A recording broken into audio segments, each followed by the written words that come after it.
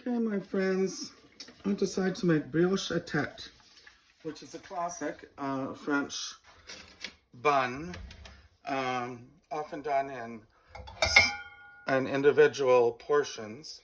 But I'm going to do a large one, and this is the classic pan. Got it at my specialty store, Au Bout. And you could use a cake pan. You don't have to use that, but it should have higher sides. I've got 5 tablespoons of milk and half an ounce of yeast. Most French patisseries use, and the good ones in Montreal use, probably all of them, use fresh yeast. Also half an ounce, so we'll see how that goes. That's been frothing for about 4 minutes. I've got 1 pound, 2 ounces of all-purpose flour. I'm gonna add, just make sure I gotta add, a tablespoon of coarse salt, which for me is kosher salt, doesn't have iodine. Sprinkle it on. I want to put, this is basically similar, very similar to the enriched dough I use for the brioche crust buns, hot crust buns. But the method is a little inverted. I've decided to uninvert it. I'm not going to blend the butter with the sugar. There's only a 1/4 cup of extra fine sugar, which I get in my region as fruit sugar. It's available in the summer for making jams. So I'm just going to put that in there with the salt and the flour. Then we're going to mix it all up with the dough hook in the mixer with the dough hook, as I said. Let's get that going. And then I'm going to, I have 2, 4, 6 eggs, whole eggs. I'm going to get my whisk. I'm going to whisk the eggs, because I don't think the dough hook will do the job.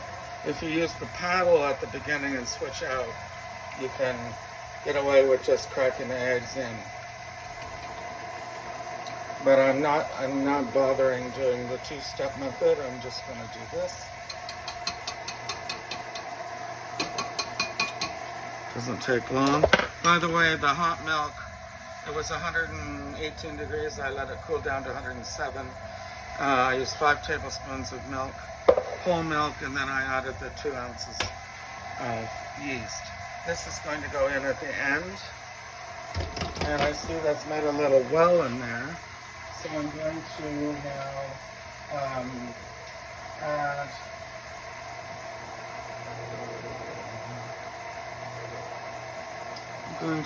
the yeast. I'm in my spatula. Keep it going here. And basically, the yeast and the eggs and the butter are the enrichment, and they are also the only wet ingredients. However, if I find it doesn't come together properly, I'll be using a little warmed milk. So here goes the eggs.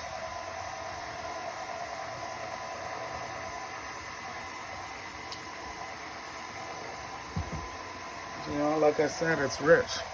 It's French and it's rich. And we're gonna let that go. I'm gonna let the flour in from the sides, and we're gonna let that kind of come together for 5 minutes. Okay, so the eggs, the yeast has come together nicely. And I'm going to turn it up to medium and let it knead for 10 minutes. The first stage, I let it go for about 3 minutes because it came together quickly. So now we're going to do that. I probably, you know what? I can tell that it's not going to come away from the sides. So I'm going to, you have to bear with me, I have to go get my flour again.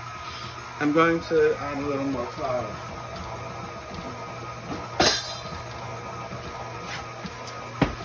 Because you kind of have to do this by eye. And I'm just going to use my hand. And maybe not even, well,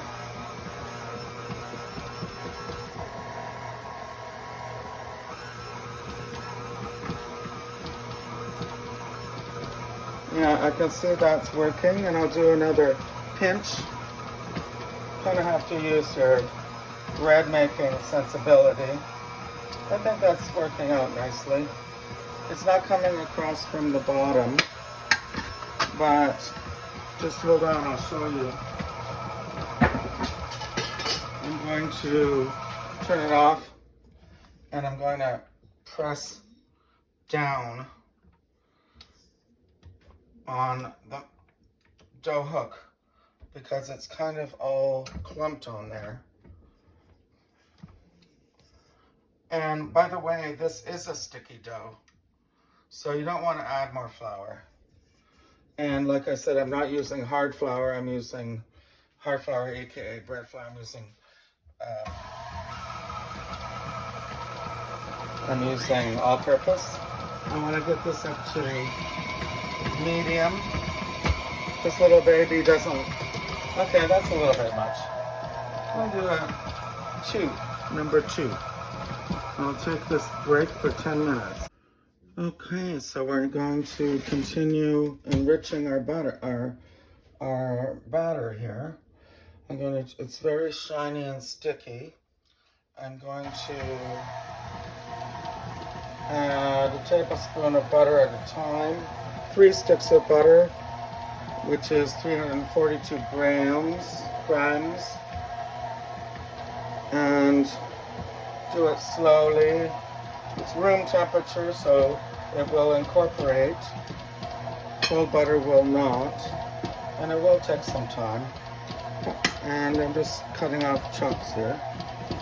There's no point in, there's no real reason not to use like a tablespoon measure for this. You just kind of use your judgment. This wants to pop up. I have this on low, and it's not entirely incorporating, but that doesn't matter because it will eventually. And it's actually coming away from the sides, which is what you want, still sticky. And when we get all of this butter in, we'll knead it for another 6 minutes. And in the meantime, we'll butter a large bowl. Okay, so maybe I'm going too fast. It's not really incorporating, but that's what you can use a spatula for on occasion. A lot of it is, I'm kind of perhaps going a little bit too fast because we're going to, I'm rushing it unnecessarily, and we're going to have to be patient. So keep it going. Oh, I need an elastic band for that.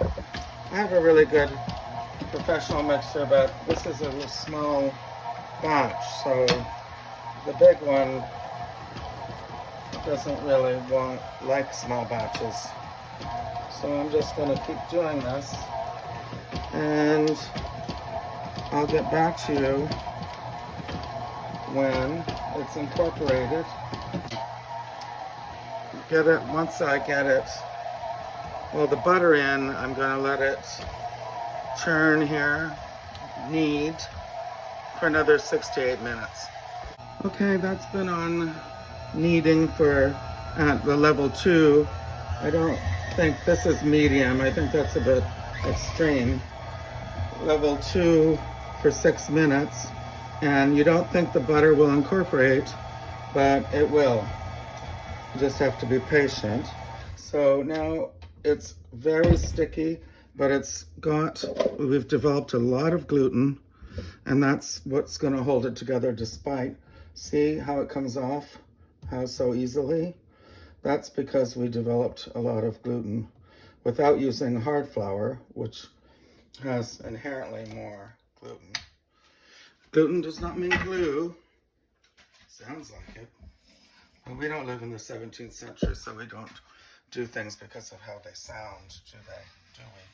So we have our butter bowl, and we're gonna start the first bulk rise. And I'm going to turn on the oven to 350 because it is snowing outside and it isn't very warm inside. But the oven will produce some heat, and we're just gonna put this. Now see, it's incredibly sticky. If you've made bread before, you would probably add flour to this because it's incredibly wet. But this is not your regular loaf of bread. And it does come out fairly well. Hold on. See how it sticks? Now let's just get that in there. We're going to cover it and let it rise with the ambient temperature of the room coming up to 81 or 2, which the oven will provide. And we're going to cover it with plastic wrap, and I'll get back to you with the next stage. I think that's good. Hold on, I want to flatten it out. It'll flatten it itself when it rises. And, fingers crossed it rises, because I'm not using fresh yeast, I'm using dried active yeast. But I saw how frothy that got. I think it's going to be good.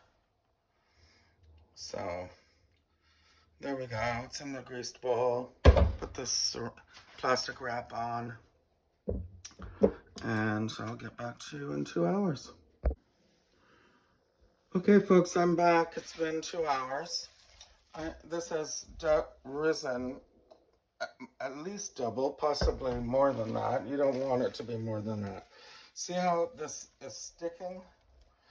I should have sprayed the plastic wrap with some canola oil like I did when I made my brioche buns. But never worry, we're not ready. We're not done. I'll do it the second time. So make sure you have clean hands. We're gonna punch our dough down. See how it deflates? Punch, punch, punch. It's gonna stick on my hands a bit. And we're just gonna put it all back together like that. Maybe punch it some more. It's gonna take the gases out. The gases that the yeast has produced. And then I'm going to put this time spray. I'm going to spray the plastic wrap, and this is going to go into the second bulk fermentation, which is going to be in the refrigerator overnight for 8 hours, and it could be longer because it's called a retarded fermentation. It's called that because it's going to be cold and it will take a long time. But that's how you develop flavor. And it's also the way most sourdoughs are done. So, sourdoughs only have 3 ingredients: water, sugar, salt, flour. No sugar. Water, salt, flour. And, of course, active yeast. And also known as a starter. How you develop flavor and why it tastes so good is because I'm just going to keep my hand wet when I punch it down. But it's deflated enough. Anyway, that's how you develop flavor, and it's how you develop the strands that will keep everything light when it puffs up. So I can turn the heat off. I'll spray my plastic wrap, put it on top, and I'll put it in the fridge, and I'll see you tomorrow. Hey folks. So my second rise, basically, you know, after I punched it down, it's been doing a retarded fermentation in the fridge. I'm a little worried from the holes I see that it's may have over-proofed. That's a risk. That's a thing I do with sourdough all the time in the cold proving. However, this is nice and firm, and we just want to get it out of the bowl. This is enough for 2. So let's put it down here.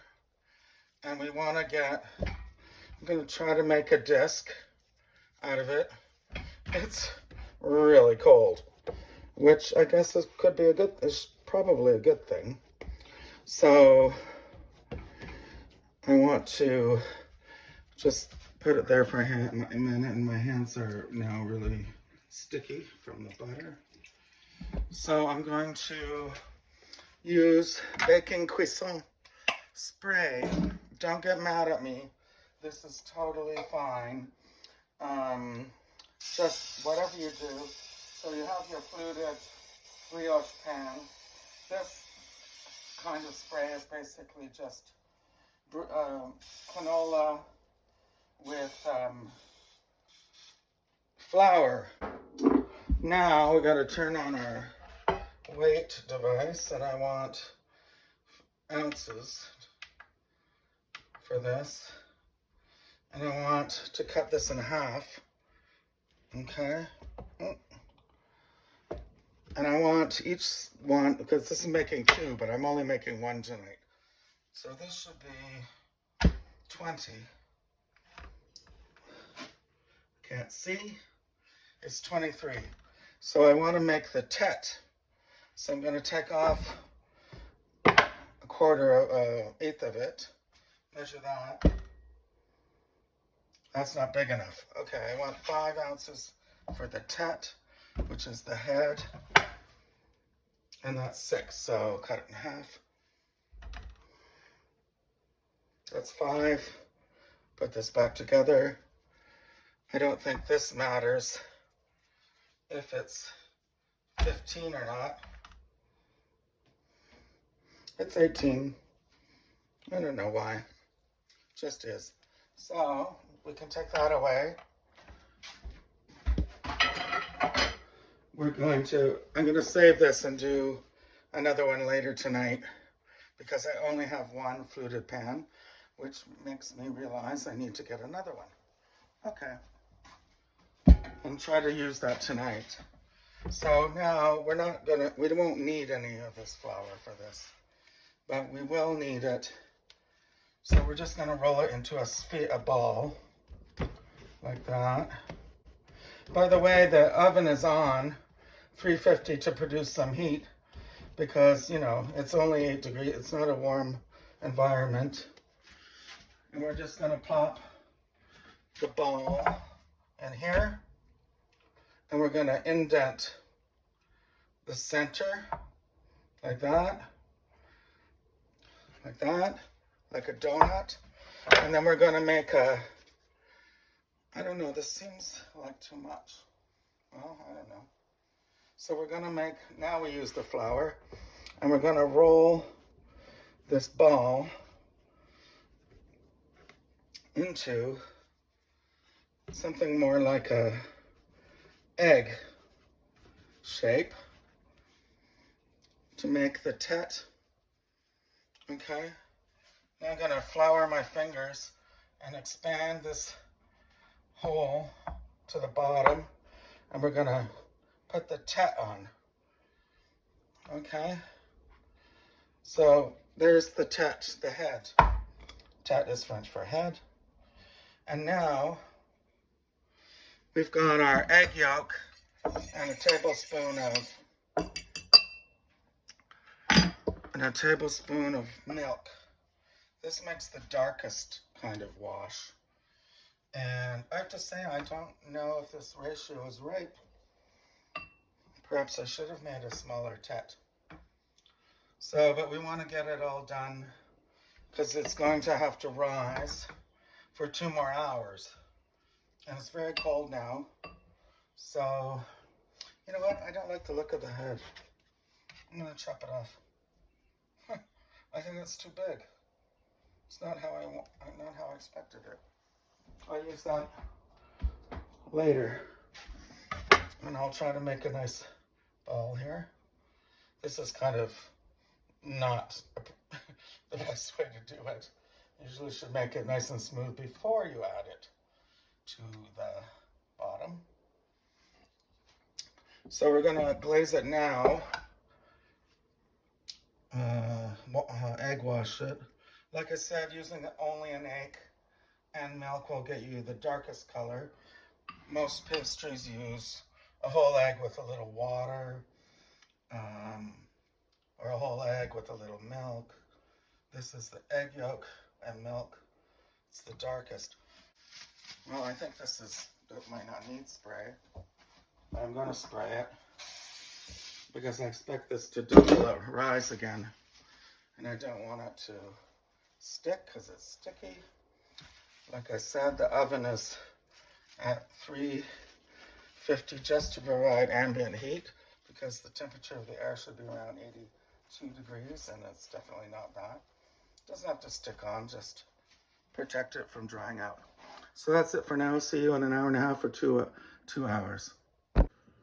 Okay, folks, I managed to get the ambient room temperature quite warm, and it's been about an hour and 3/4 now, a little more like an hour and 50, but I can see that it's basically doubled, and that's what you want.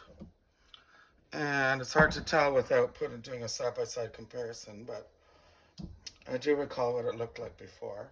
So now we're gonna take the egg, wash again. This is the second wash to fill in where the rising dough separated the previous egg wash. We're going to get a very dark color because this is egg yolk with milk.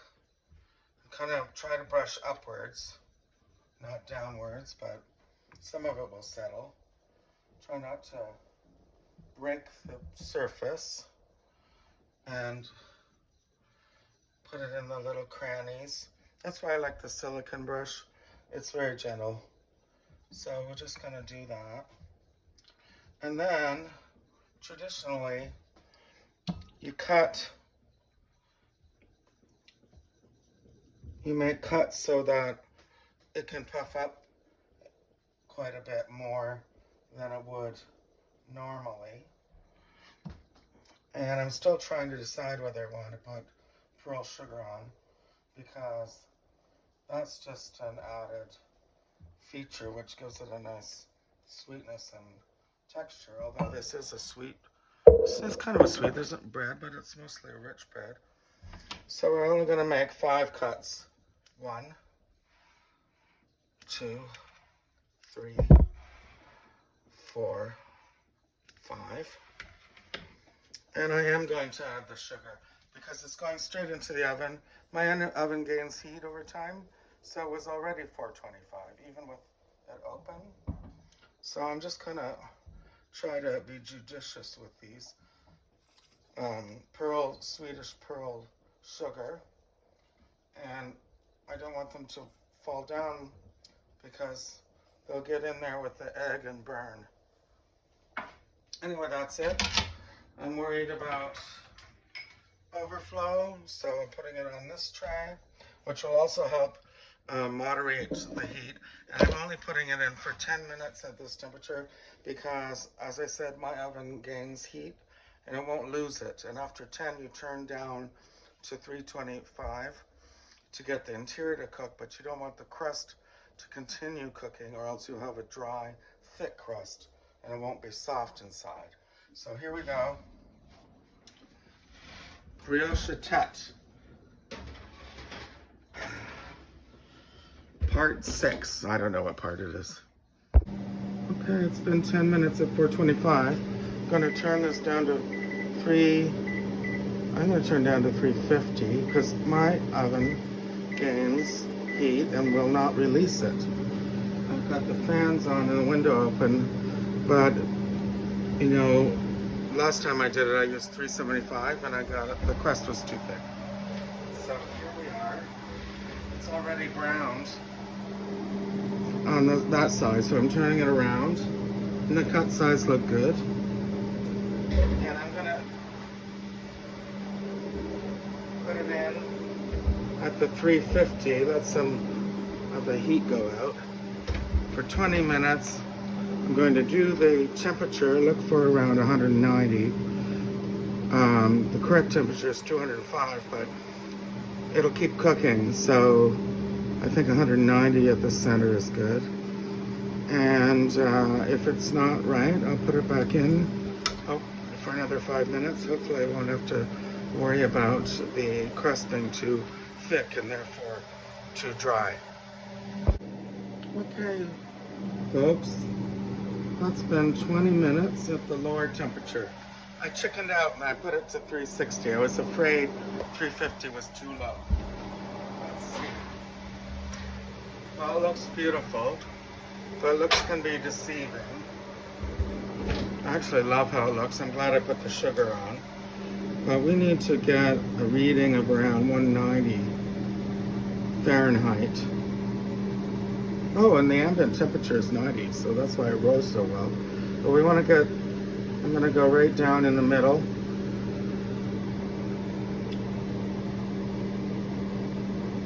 And I already have one. Oh, I can't see it. Oh, it's only one. Oh yeah, I have one. Is it 119 or is it one? You know what?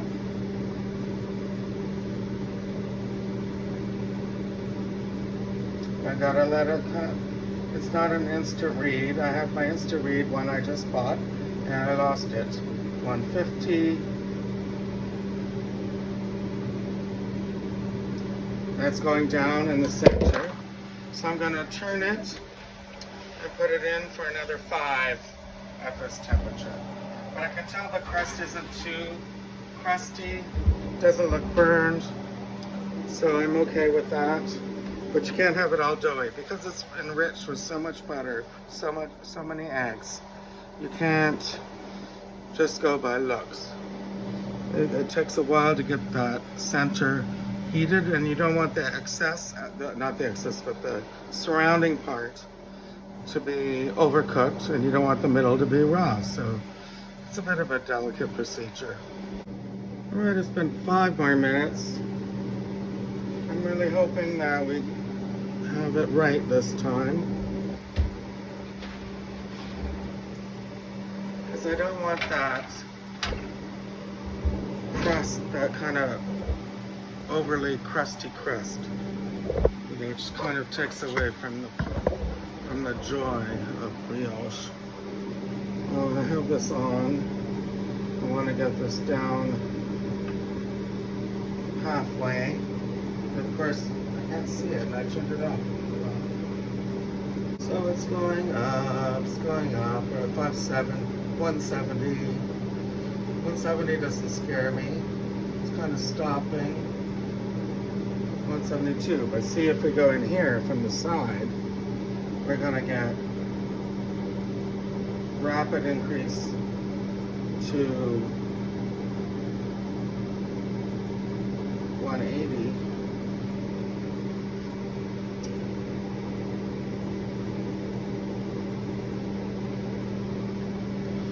I don't want it to be doughy. I'm gonna put it in 3 more minutes. Okay, folks, we're going to unmold the brioche tête. Has a great sound. I don't think that I have any burning. The sugar only got darkened there a little bit. And I'm just gonna take it out gently. Oh, it looks lovely. Look at the golden color. No burning. This little thing down here might have been a sugar egg drop down. But anyway, I think it's quite good. And it smells exactly. Ah! Almost went in the sink full of water. It smells exactly like a French patisserie does when you're in the morning when they just come out freshly. So take a nice photo of that later. It's still cooling in the middle, and I'm quite pleased with that.